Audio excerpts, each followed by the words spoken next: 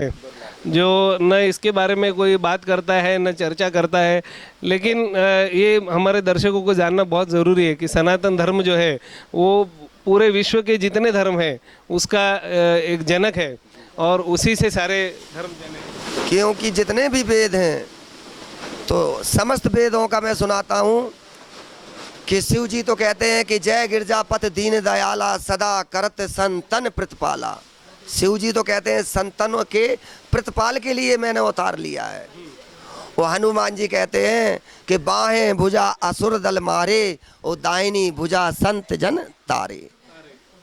हनुमान जी भी संतों को तारने के लिए बीड़ा उठाया है। और राम जी कहते हैं कि मनुज मानी मानव का अवतार जो मैंने लिया है संतों के हित के कार्य के लिए। तो कोई भी चौपाई उठाइए वे संतों ही के लिए भगवान ने जितने भी अवतार लिए उनके कल्याण और हित के कार्य के लिए की जय।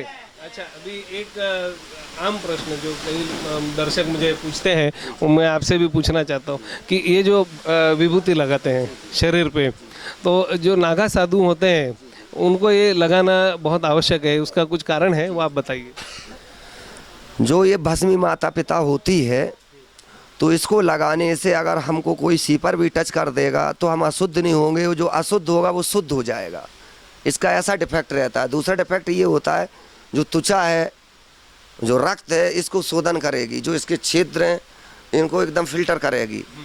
तीसरी चीज़ जो ये भभूति है तो ये भभूति चढ़ाने से न तो कभी बुखार आएगा, छोटे मोटे डिफेक्ट ये नहीं होंगे, बॉडी में दर्द नहीं होगा, फिट रहेंगे, चेतन। एक सकारात्मक चैतन्यपूर्ण ऊर्जा का इसमें वलय होता है जी।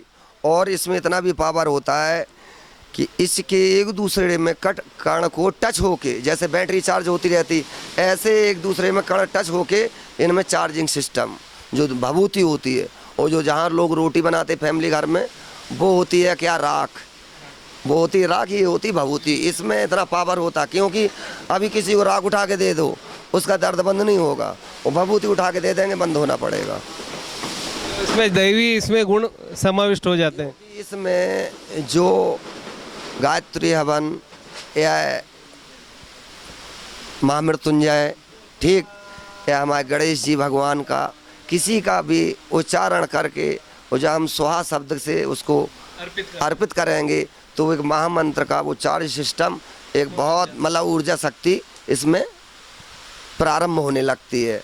और इसकी जो भभूति है कब तक भी रखे रहा है तो उसमें पावर रहता है क्योंकि एक दूसरे में टच होके कण चार्ज करते रहते हैं, जैसे एक चुंबक को खींचता है। ये मिट्टी नहीं हो सकती, ये भभूति ही रहेगी हमेशा। हाँ, हमेशा की। नहीं, ये बहुत ही महत्वपूर्ण बात हमने देखी है, यहाँ पर सुनी है। और एक विषय मेरे मन में और भी आ रहा था, इसके अलावा लेडीज शक्ति की उपाधि नहीं होगी। ऐसा मेरा सनातनी धर्म है जहाँ लेडीज और जेंट्स दोनों शक्तियों की उपाधि बराबर है। और हमारा ये सनातन धर्म आदिकाल से शिक्षित है। माता अनसुईया हुई, माता सीता हुई, राधा रुक्मणी हुई, क्या मीरा हुई, क्या इनकी संस्कृति थी, इन लोगों के संस्कारिक जीवन थे, इन लोगों ने गुरु गृह जाके अपने जीवन को पवित्र बनाया। और हमारी माताएं हुई इस देश में ऐसी शक्तिवान हुई। तो हमारा सनातन धर्म में वीरांगना हमारे माताओं का दर्जा ऊपर रहा, बराबर रहा। और किसी भी धर्म में लेडी शक्ति की उपाधि बराबर की नहीं होगी, किसी भी मंदिर में लेडी शक्ति का स्थान नहीं होगा। हमारे सनातन धर्म में लेडी शक्ति का स्थान देवताओं के साथ में है। जहाँ राम है तहाँ सीता है, जहाँ कृष्ण है, जहाँ राधा है, जहाँ शिव है वहाँ पार्वती है, जहाँ विष्णु है वहाँ लक्ष्मी है ना। तो हमारे सनातन धर्म में लेडीज माताओं बहनों की उपाधि सब रही। और किसी भी धर्म में माताओं की उपाधि नहीं मिलेगी, जैन ही देवता मिलेगा, लेडीज को ही शक्ति उनकी मान्यता नहीं होगी। इसलिए हमारे सनातन धर्म में 24 अवतार हैं। कितना? इसलिए 24 अवतार क्यों किए भगवान ने कि किसी ना किसी अवतार को मानना ही पड़ेगा। चलो एक अवतार को नहीं मानोगे, दो को नहीं मानोगे, काली को नहीं मानोगे, सीता को मानोगे, पार्वती को नहीं मानोगे तो जाके लक्ष्मी को मानोगे, किसी ना किसी को मानना ही पड़ेगा। इसलिए हमारे सनातन धर्म की जो आदिकाल से संस्कृति है वो बहुत उच्च लेवल की है। कोई सनातन धर्म की जो संस्कृति है पहले ही से हमारी माता, क्योंकि सूर सती और साधु पहले ही से सनातन धर्म में सतयुग काल से थे। कोई आज से तोड़ोगे कि हमने तुमने कोई सिस्टम बनाया, ये तो आदिकाल से ऐसा बना आया। और जो हमारी शक्ति है उसका डिवीजन कर दिया, 10 टुकड़े कर दिए सनातन धर्म के, कि कोई 2 करोड़ लिए बैठा, कोई 4 करोड़ लिए बैठा, कोई फलाना मजहब बना के बैठा, कोई फलाना खालसा बना के बैठा, कोई फलाना अपना ट्रस्ट बना के बैठा। इस तरह से हमारे सनातन धर्म के डिवीजन कर दिए। और एक लगाओ, और एक बार लगाओ, हो जाने दीजिए, लेट इट रोल।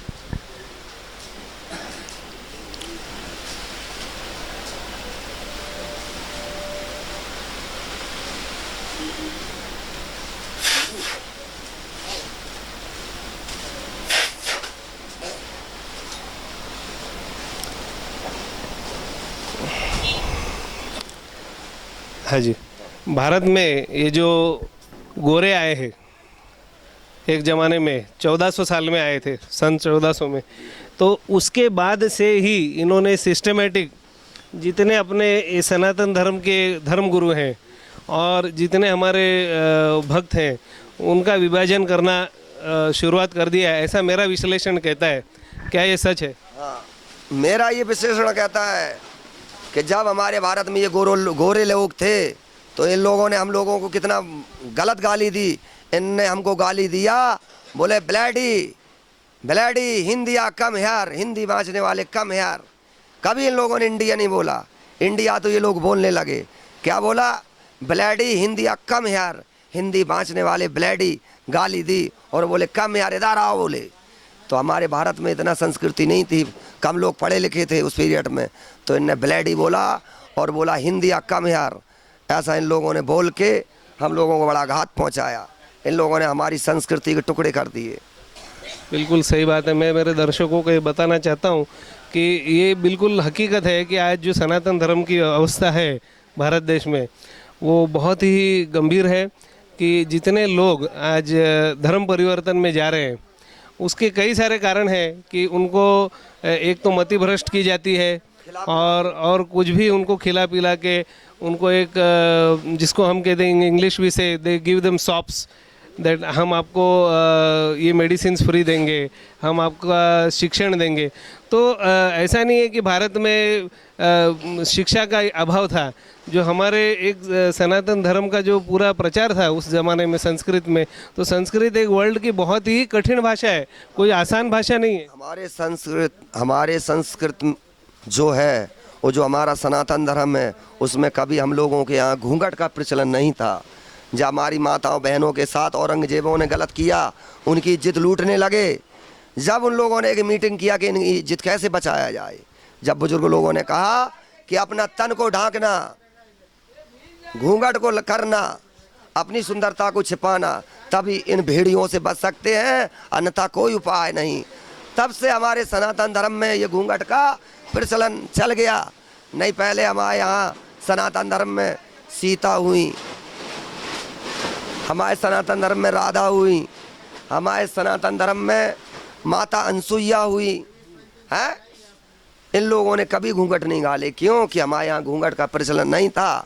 इन भेड़ियों ने जब मेरी माताओं बहनों के इज्जत लूटना शुरू किया, जब सनातन धर्म के लोगों ने एक मीटिंग किया और पूछा कि हम अपनी माताओं बहनों की कैसे रक्षा करेंगे, तब उसमें घूंघट का प्रचलन रखा गया। अपनी सुंदरता को ढांकना, दूसरे की बुरी नजर ना पड़े, इस तरह से अपने जीवन को बचाना। बोल शंकर भगवान की जय। अच्छा, एक बहुत ही महत्व का विषय है जो कई सारे लोग भारतवर्ष में ये देखते हैं कि भाई उनको कुछ अलग अलग जीवन में तकलीफ़ें आती हैं जिनका विज्ञान के पास कोई जवाब नहीं है, जिसको हम कहते हैं कि भाई वो लोग कहते हैं स्पिरिट्स का विषय है, भूत प्रेत का विषय है। तो उसमें भी ये आजकल कई सारे चैनल में देखता हूँ जिसमें बताते हैं कि भाई आपको जो भी तकलीफ़ है हमारे यहाँ ये प्रीस्ट है वो निकाल देगा। तो हिंदू धर्म में तो इसका काफ़ी सारा कुछ मिलता है, लेकिन लोगों को जब इसके बारे में कुछ सही राह नहीं मिलती तब वो धर्म भ्रष्ट करने के लिए दूसरे जगह जाते हैं। किसी भी बॉडी में दूसरी बॉडी का घुसने का प्रचलन नहीं है। हमारे सनातन धर्म के मुताबिक किसी की भी चोटी हो, उस चोटी के ऊपर एक परछाई आके ऐसे ढक्कन सा लग जाता ही हो, जहाँ चोटी के ऊपर वो परछाई रखी सुई उसका एंटीना एब्जॉर्ब करने लगता है और वो कहने लगता है हम फलाने भूत या जिंद हूँ। और जब उसकी चोटी पकड़ते हैं फिर वो कहता है हमको छोड़ दिया जाए, और जो उसका हिसाब जानते बोले साले चोटी काट के वो ज़मीन में गाड़ देंगे बोल, तो बोले हम तुरंत जा रहे हैं, तो चोटी से उतारा भी जाता। ऐसा चोटी के माध्यम से उसका एब्जॉर्ब सिस्टम बॉडी में कंपन होना, बॉडी में घुसना नहीं, सिर्फ वो चोटी के ऊपर परछाई हो जाना और वो एंटीना कवर करने लगता है, और एक बॉडी में दूसरे बॉडी का घुसने का कोई सिस्टम नहीं। तीसरा ये कि जो लोग इस विषय में रहते कि तांत्रिक या तांत्रिक क्रिया, ये सब अंधविश्वास है। अगर तांत्रिक इन लोगों पर हाई फाई है तो आतंकवादी लोग इतना नोट खर्च करते हैं, तो सबसे पहले तांत्रिक किया जाए अमेरिका के राष्ट्रपति पे, फिर किया जाए भारत के प्रधानमंत्री पे, फिर किया जाए धीरू भाई अंबानी पे, क्योंकि तांत्रिक लोगों को पैसे की ज़रूरत है, जिन लोगों से जल्दी मिल जाएगा, या आतंकवादी उनको जल्दी दे देंगे। तो ऐसे लोग लोगों का शोषण करने के लिए बहुत अच्छा तरीका बना लेते हैं कि बकरा को काट दिया जाए, मुर्गा को काट दिया जाए, इतने हज़ार नोट दे दो, हम फलाने को ऐसा कर देंगे। अगर सब लोग ऐसा करना जानते होते तो आतंकवादियों को गोली चलाने की ज़रूरत नहीं रहती, सिर्फ वो तांत्रिक गुरुओं से मिलके वो फिनिश करा देते। ज़्यादातर बहुत बढ़िया, ज़्यादातर लोग जो ये सारी बातें नहीं जानते वो ये नहीं कबूल करते हैं कि उनको जो जीवन में कठिनाइयाँ आती हैं वो उनके कर्म फल से भी तो आती हैं। कि अगर किसी का कर्म बहुत बुरा हुआ हो तो अपने हिंदू शास्त्र और धर्मों में ये कहा गया है कि भाई आपको निरंतर उसका आपको भोगना पड़ता है। एक जन्म आप बहुत बढ़िया आपने निकाला, लेकिन आपके अगर दुष्कर्म है तो अगले जन्म में आपको तकलीफ। एक बच्चा तो कृष्ण जन्माष्टमी के यहाँ प्रधानमंत्री के पैदा हुआ है, एक प्रॉपर्टी डीलर के यहाँ पैदा हुआ है, और एक अनाथ आश्रम में पैदा हुआ है। जो एक हमारे प्रधानमंत्री के यहाँ पैदा हुआ है, क्या उसने जन्म लेते ही इतने पुण्य कर दिए, प्रधानमंत्री के पैदा हो गया। और जो अनाथ आश्रम में पैदा हुआ है उसने क्या आते ही इतने पाप कर दिए कि वो अनाथों में आ गया। ऐसा भी नहीं, क्योंकि जो अनाथ में आया वो खो के आया, और जो उसके यहाँ गया प्रधानमंत्री वो करके आया।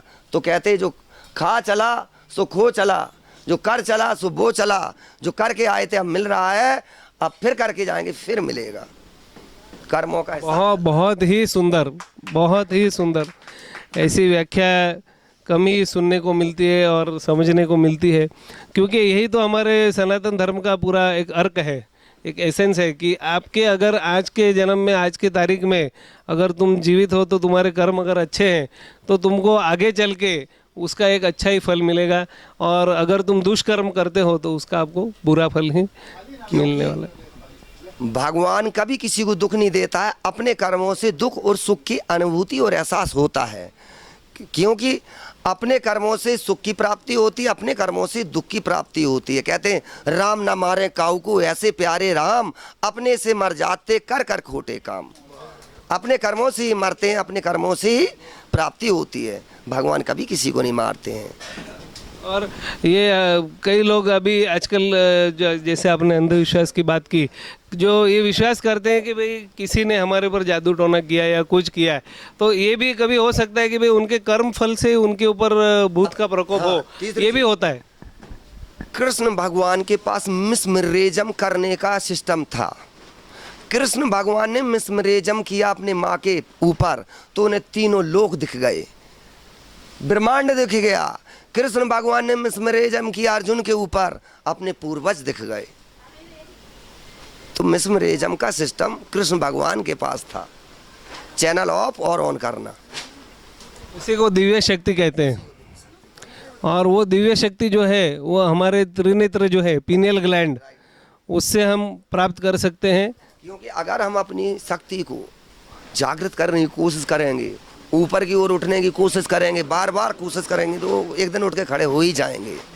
और जब हम अपनी शक्ति को जागृत नहीं करेंगे, सिर्फ खाएंगे और टॉयलेट जाना है, तो उससे तुम्हें अनुभव और वो चीज़ों की सहज प्राप्ति नहीं होगी, इनकी कोई मार्केट नहीं होती, इनकी कोई दुकान नहीं होती, या तो अध्ययन के द्वारा या सत्संग के द्वारा ही प्राप्ति होगी। जो एक बहुत ही प्राचीन एक सिंबल है, चिन्ह है, जिसे ओम कहा गया है। तो अभी नासा के जो साइंटिस्ट हैं उन्होंने कुछ रिसर्च किया और उसके ऊपर एक वीडियो भी काफ़ी प्रचलित है, जिसमें जो सूर्य की किरणें जो आ रही हैं और उसके जो कंपन है, सूर्य के कंपन, उसमें से जो ध्वनि निर्मित होती है, वो ध्वनि को उन्होंने रिकॉर्ड किया और वो साक्षात ओम का आभास देती है। तो ये जो ओम शब्द है, ये इसे बीज मंत्र भी कहा गया है। तो इसकी जरा महात्मा के बारे में आप थोड़े 2 शब्द कहिए। जो जब विष्णु भगवान से सैया शयन करने लगे, से सैया शयन करते करते बहुत समय हो गया। एक दिन विष्णु भगवान को ओम शब्द की धुनी सुनाई देती है। विष्णु भगवान उस ओम शब्द की धुनी को रटने लगे। एक दिन विष्णु भगवान को ख्याल आया कि इसको क्यों रट रहा हूँ, तो उनको ओमकार ध्वनि की सुनाई दी। ओमकार ध्वनि फिर सुनाई दी तो उन्होंने कुछ समय तक ओमकार ध्वनि का उच्चारण किया। फिर विष्णु भगवान को फिर ख्याल आया कि मैं इसको क्यों रट रहा हूँ, तो फिर शिव जी प्रकट होते हैं। तो शिव जी जब प्रकट हुए विष्णु भगवान के सामने, तो विष्णु भगवान ने शिव जी से पूछा कि हम कौन हैं, क्या मेरा नाम है, क्या मेरा काम है। शिव शंकर जी ने कहा, से सैया शयन करने वाले तुम स्वयं नारायण हो, और जब इस मृतलोक में नर लीला करोगे तो विष्णु के नाम से जाने जाओगे। तुम सृष्टि का पालन करोगे और विष्णु का नाम से ही जाने जाओगे जब मृतलोक में नर लीला करोगे। तो ओम जो शब्द है एक विशेष पॉइंट है, क्योंकि जो ओम शब्द है, तो जब ये प्रलय होता है तो नाद और बिंदु, उस संबंध में सिर्फ वो ही आदि शक्ति, सिर्फ वो पूरा प्रलय देखती है, और देखने का प्रलय किसी को सिस्टम नहीं। और एक भगवान के अलावा दूसरा भगवान किसी भी युग में पैदा हुआ ना होगा। तो ये सच होगा कहना कि एज ए बीज मंत्र ये मेडिटेशन के लिए जो साधना करते हैं उसके लिए बहुत ही बढ़िया और लाभकारी। क्यों कि सब सिस्टम शून्य से है, फिर महाशून्य। तो जो ओम है ये बीज मंत्र का मेन पॉइंट है। बीज मंत्र का मेन पॉइंट जो ओम है, ओम के अलंकार में त्रिगुण तीनों उसमें समाये हैं। जो ध्वनि है उसका जो वाइब्रेशन है, उसकी जो कंपन है, और ओम शब्द का जो कंपन है, वो अभी साइंटिस्ट ने डिस्कवर किया कि एक ही है। 7.83 हर्ट्ज के वाइब्रेशन वेवलेंथ उसकी होती है। तो ये एक अकस्मात कोई बात नहीं है, क्योंकि हमारे विष्णु भगवान जो है उनके हाथ में शंख दिया गया है। कृष्ण भगवान ने पंचजन्य शंख जो है वो महाभारत में फूंका था। क्योंकि जब विष्णु भगवान ने सत्य बोला तो शिव जी प्रसन्न हो गए। शिव जी ने विष्णु भगवान से कहा, सत्यानंद स्वरूप सत्य बोलने वाले तुम मेरे समान हो जाओ। तो उनमें कोई फर्क नहीं है। क्या कि जो ओम है वही शंख की ध्वनि है, जिसका ऐसा उसका कंपन होता है, इसी तरह उसमें इतना पावर है ओम में भी, वो उसी तरह कंपन होता है। इसी वजह से जो जितने मंदिर में पूजा पाठ होते हैं उसमें पहले शंखनाद होता है और पूजा होने के बाद भी शंखनाद होता है। बहुत से ऐसे मंत्र जी जिसमें ओम शब्द ही लगाने से वो मंत्र बनेगा बीज मंत्र। अगर ओम शब्द लगाओगे नहीं तो बीज मंत्र बनेगा नहीं। जैसे ओम नमो नारायण है, जैसे ओम नमो नारायण है, ओम नमः शिवाय है, हैं और बहुत से मंत्र हैं जिनमें ओम शब्द के अलंकार है। चलो बहुत बहुत धन्यवाद, आपने आपका बहुमूल्य समय हमारे दर्शकों के लिए, हमारे चैनल के लिए दिया, और मैं तहे दिल से हमेशा के लिए आपका ऋणी रहूँगा।